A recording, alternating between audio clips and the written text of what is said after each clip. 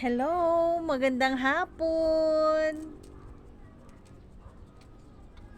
Gumagawa ako ng cross stitch, yung God bless our home. Tapos may decoration na floral. Ayan. Malapit ko na siya matapos. Ayan siya. Itong blue na lang sa taas, itong God bless our home. Bale red dyan. Ayan oh, inaumpisahan ko na rin. Yan na lang last na yung mga letra. Yan siya. Panoorin nyo na lang ako. Hanggat habang nagtatahi. Ano to? Feb 15 ko siya inumpisahan pero hindi buong araw na nagtatahi ako. Yung patsamba-tsamba lang, pasipag-sipag lang. So, bali 16 days na siya ngayon pero hindi lahat ng araw may tahi ako. Tsaka hindi lang talaga patsamba-tsamba lang yung sipag ko sa pagtahi nito. Kailangan dito talaga guys matyaga. Siyempre yung mga tusok sa mga daliri,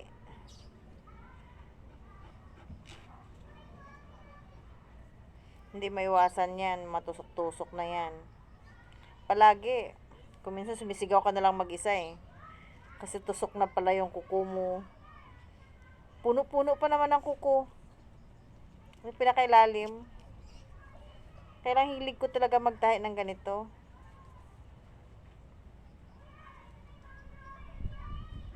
May isa akong ginawa, super ganda din.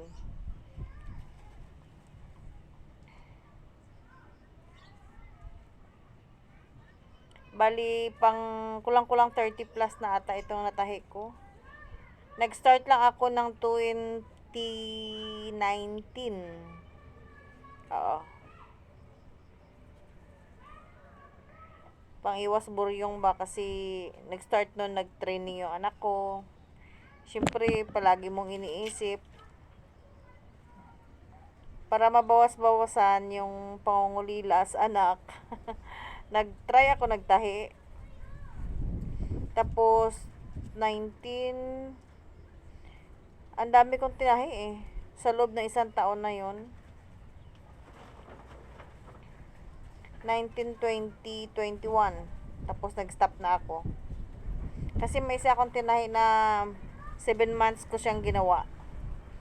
Super duper malaki. Yung enchanted tree. Yun siya. Sa sobrang laki niya, 7 months ko natapos. Kaya yun. Medyo na dala-dala, tumigil. Ito na naman ngayon, nag-start na naman ako. Tsaka hindi na ako gumagamit ng yung bilog, yung para hindi ka mahirapan mag paikot-ikot ng tela. Hindi ko nakasanayan yun. Ito lang talaga, puro bali-baliktad. Ayan, bali-baliktad. Yan siya. Kahit ito man lang may pamana tayo sa mga anak natin. Ito yung likod. Yan. Ay, oo. Ito yung likod niya. Yan o.